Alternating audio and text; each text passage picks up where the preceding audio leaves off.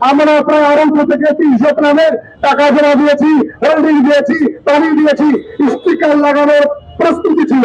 সেই সময় আপনি এসে এখন বলবেন রিভিয়াস নিয়ে যান। এটা বাংলাদেশ, এটা কোনো পার্শ্ববর্তী দেশ না। বরিশাল সিটি কর্পোরেশন কর্তৃক প্রাণ অনুমোদনের জনতা ও হয়রানির প্রতিবাদে বরিশাল নাগরিক অধিকার আন্দোলনের পক্ষ থেকে প্রতিবাদ সমাবেশ শেষে মিছিল হচ্ছে। আমরা বর্তমানে রয়েছি বরিশাল নগরের সদর এলাকায়।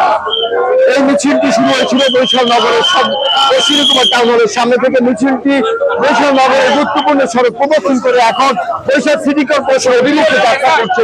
আমরা কথা বলবো এই প্রতিবাদ সমাবেশ শেষে মিছিলে অংশ নেন নেতৃবৃন্দের সাথে। কি কি ধরনের জটিলতা হচ্ছে আপনাদের প্ল্যান নিয়ে?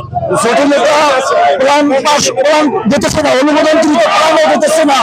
এলইউসির কথা বললে মানুষকে এলইউসি দিতেছে না, প্ল্যানের অনুমতি দিতেছে না। তারপরে প্ল্যান অনুমোদন আসছে সেটাও ডেলিভারি দিতেছে না। আপনাদের এই দাবি যদি না মানা হয় তাহলে কি করবে? আমরা এরপরে কঠোর কর্মসূচি ঘোষণা করব। কি ধরনের কর্মসূচি আসতে পারে? কর্মসূচি সিটি কর্পোরেশন ঘেরাও, অবস্থান ধর্মঘট, অনশন, এগুলো আমরা করব।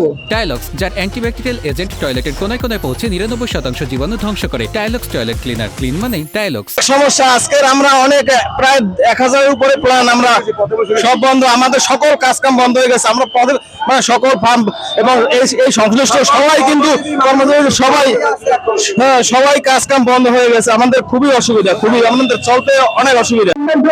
জমা হয়েছে, আমরা প্রায় আরম্ভ থেকে 300 গ্রামের টাকা জমা দিয়েছি, হোল্ডিং দিয়েছি, পানি দিয়েছি, স্টিকার লাগানোর প্রস্তুতি ছিল।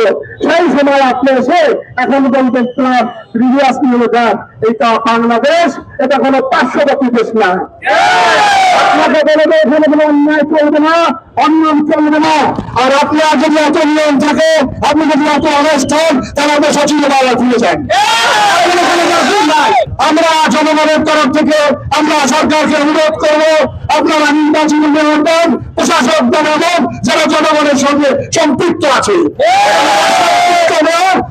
প্রশাসক যারা জনগণের সঙ্গে পরিবেশ বান্ধব না, তাদের আমরা চাই না। আমাদের অধিকার না দেওয়া পর্যন্ত আমরা কি মাঠ ছাড়বো? আমরা কি মাঠ ছাড়বো? আমরা কাজ দেবো না। এটি আমাদের কঠোর সিদ্ধান্ত। আমরা একাধিকবার কর্পোরেশনের যিনি প্রশাসকের দায়িত্ব রয়েছেন, আমরা বিভিন্ন সময় আপনাদের সাথে আমরা আলোচনায় বসেছি, কিন্তু আমাদের এখন পর্যন্ত শরীর থেকে সমুদ্রের আপনারা যদি কারণ নাই, আমরা আর কোনো ছাড় নয়। আমরা আমাদের অধিকার আদায়ের জন্য আমরা রাজপথে থাকবো। 7 দিনের মধ্যে যদি প্ল্যান দেওয়া না হয়, তাইলে আমরা কঠিন কর্মসূচি প্রয়োগ করতে বাধ্য হবো। প্রয়োজনে আমরা সিটি কর্পোরেশন প্রয়োগ করবো। সিটি কর্পোরেশনের সিও মজা দেখে আমি খবর পেয়েছি যে এখানে যারা আসে তারা উপরে বসে মজা দেখে আর বলে যে আমরা তো এসির মধ্যে বসে দেখতেছি, এরা কি চিল্লাপাল্লা যাই করতেছে, আমাদের কি আসে যায়।